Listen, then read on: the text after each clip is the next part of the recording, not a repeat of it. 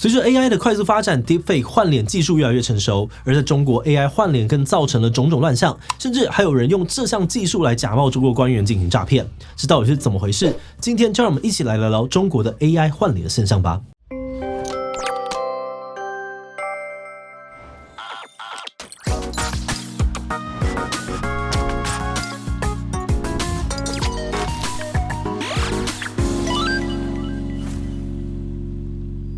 嗨吼，大家好，我是志祺。大家记得马一龙吗？2021年底，这位长得跟 Tesla 老板马斯克非常像的网红，在抖音上面爆红，甚至成为了民营话题，甚至红到呢让马斯克都在社群上面回应。马斯克的回应内容也很有趣他说他很愿意跟马一龙见面，前提是马一龙得是个真的人，毕竟现在 Deepfake 技术太发达。但虽然目前还无法证实马一龙到底是不是真人，但确实也有很多的中国网友都怀疑马一龙是科技的产物，因为在中国用 AI 换脸修容的技术非常的发达，也非常普遍。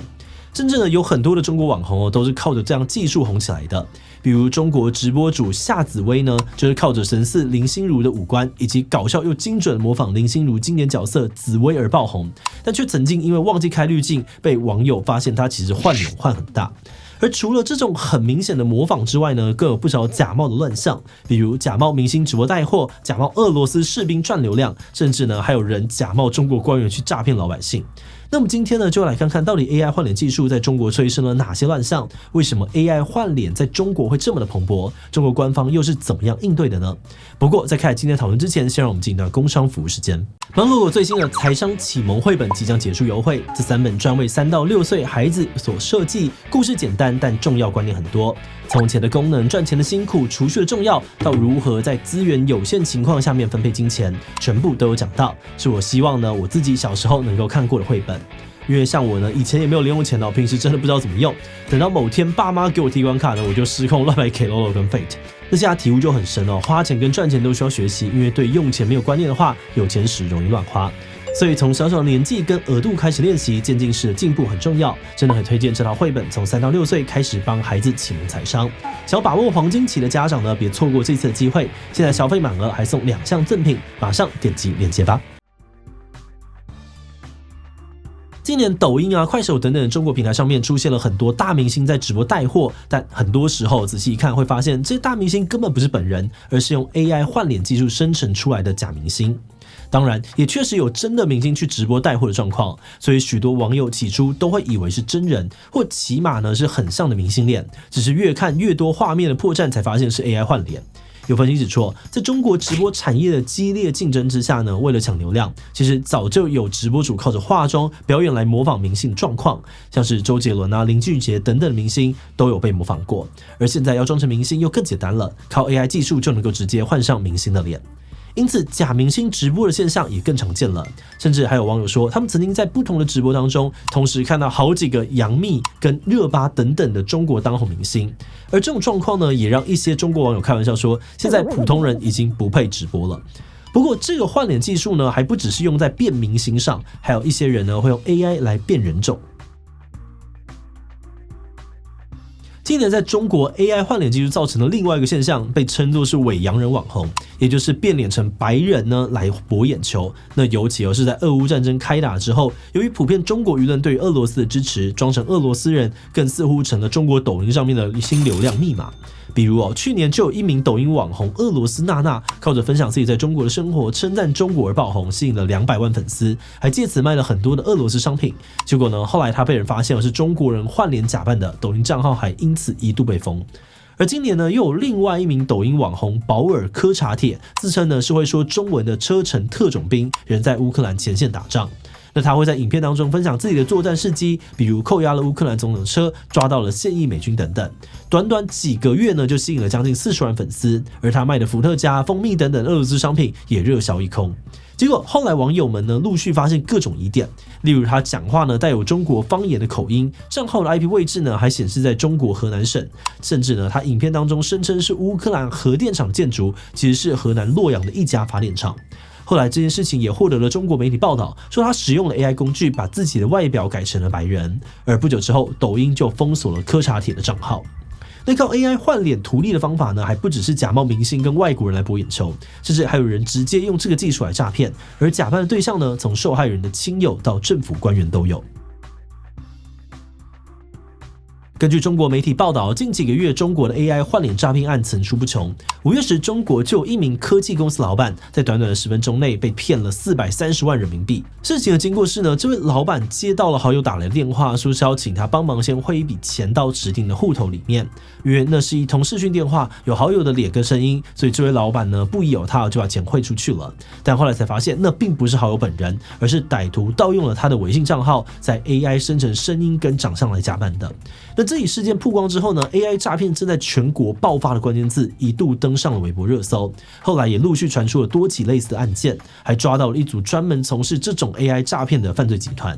甚至近期呢，也出现了假冒政府官员的诈骗案。7月呢，在中国北方省份就有一起案件是歹徒伪装成政府官员，打视讯电话给受害者，并且成功诈骗了几百万人民币。据中国媒体报道，这类诈骗案之所以能够不断的增加，首先是因为伪造成本很低，要喂给 AI 的生成素材非常好取得。像是假冒亲友的案件呢，只要透过骚扰电话就能够取得假扮对象的这个声音资料，照片呢则去社群平台捞就行。而假冒官员又更容易了，因为一些官员呢常常会出现在电视上，轻轻松松就能够取得丰富的素材。另外，这类案件的技术门槛也不高，因为 AI 换脸技术在中国已经非常普及了，现在在网络上面到处都能够找到相关的教学跟资源。从2017年开始 ，Deepfake 深伪技术很快就席卷全球，中国也不例外。近年来随着 AI 技术的突飞猛进，换脸又变得越来越容易了。那早在2019年，中国就出现过一款换脸的 App， 只要上传一张正脸照，就可以把自己的脸移植到各个影视作品的角色上，再生成短片。而这款 App 呢，也很快的就在中国社群平台上面走红，一度登上了 Apple App Store 在中国的免费下载榜首。那虽然后来呢，他们因为隐私条款而引发了外界的疑虑而快速的退烧，不过 AI 换脸的技术还是持续的发展。现在包含了腾讯等等大公司呢，都推出了类似的人脸融合工具。此外，也已经有工具可以让你在直播或视讯时像套滤镜一样一键换脸。同时，中国网络上面也出示着各式各样的换脸工具包。根据中国媒体报道，这些工具包大多是运用国外既有的开源软体跟资料，再转化成中国的版本，添加中国的素材等等。那由于几乎没有什么成本所以这类工具的价格也越来越亲民。到了今年中，网络上面就已经出现了79元人民币的换脸工具包，里面包含了30张脸，还可以让你在视讯时直接变身。那在技术取得容易、价格又便宜的情况之下 ，AI 换脸也就越来越普及，而相关的诈骗等等的犯罪行为也随之上升。那当然现在这个现象呢，也不只发生在中国，全球各地都几乎出现了类似的问题，因此各国政府都在设法监管这项新兴的技术。那么中国官方又是怎么处理的呢？根据《华尔街日报》等等的西方媒体报道，在立法规范 AI 上面，中国算是走得很前面的国家。对全国的监管机构来说，对于如何规管像是 Deepfake 这样的技术，一直是很大的挑战。而中国日前呢，已经推出了相关的法规。去年底，中国就发表了《互联网信息服务深度合成管理规定》，明文禁止任何人或组织利用深度合成技术制作、传播假资讯跟其他的违法内容。同时，也要求提供这类服务的厂商要在内容上面明确的标注是 AI 合成的。而如果发现有人利用他们的服务制作跟传播违法内容，也要及时采取辟谣措施。不过，《华尔街日报》指出，这个法规定义的违法内容相当的广泛，不只包含了假资讯跟侵权内容，也特别强调，深度合成技术所产生出来的内容不能够用来从事危害国家安全跟利益、损害国家形象、扰乱社会秩序等等的违法活动。因此，有些西方分析认为，中国的动作会这么快，主要是为了维稳。像前几个月，中国有关单位在加强审查整治 AI 生成的不实资讯时，而有许多被禁的内容，就疑似是在影射唐山打人案等等近年来呢引起社会舆论的热议事件。此外，这些分析也提到，由于目前中国警方的主要精力还是摆在对于 AI 生成内容的政治审查上，处理 AI 诈骗问题的资源相对少，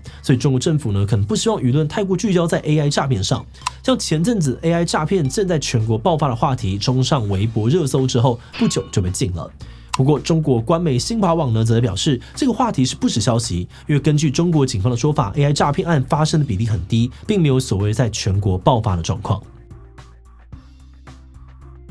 之前我们做过不少影片都讨论过 AI 伪造技术造成的问题，包含了北美的 AI 语音诈骗、访问台湾 Deepfake 换脸事件的受害者等等。而前阵子台湾也发生有诈骗集团用 AI 换脸成周汤豪，骗了粉丝50万的事件。很显然这个问题不仅仅是发生在中国，随着 AI 技术的进步跟普及，全球各地呢都有各种 AI 伪造技术所导致的乱象跟犯罪问题。不过我们觉得中国的状况蛮值得去研究跟观察的。这一方面是因为他们的人口基数比较大，所以应该会更快的变化出各种不同的使用形态。另一方面先撇开政治审查、维稳等等的讨论，光就中国新法规所提供的管理方式来说，我们觉得如果要防范 AI 换脸犯罪，他们有些做法也确实值得参考。比如说，他们并没有去禁止或大幅的限缩这个技术的发展跟应用，而是针对 AI 技术服务供应商建立问责机制，并且要求在这类的内容上面加上浮水印等等的标示，让别人可以知道这个内容是 AI 生成的。那么觉得，毕竟很多东西都是开源的，禁止或是监管技术本身确实有难度，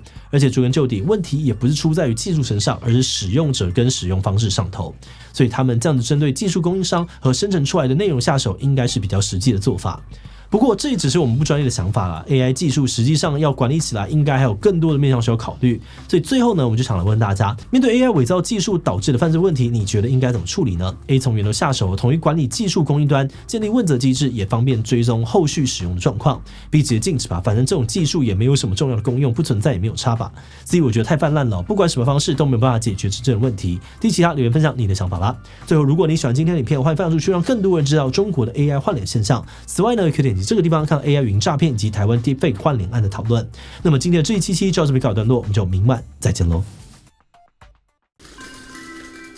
史上最期待终于抵台 ，iPhone 15全面进化，中华电信行动网络冠军，精彩生活即刻启程。搭指定资费享最高5000购物金，旧换新再折2000，限时加码抽100万 Honey Point，为精彩而生。iPhone 15极速申办。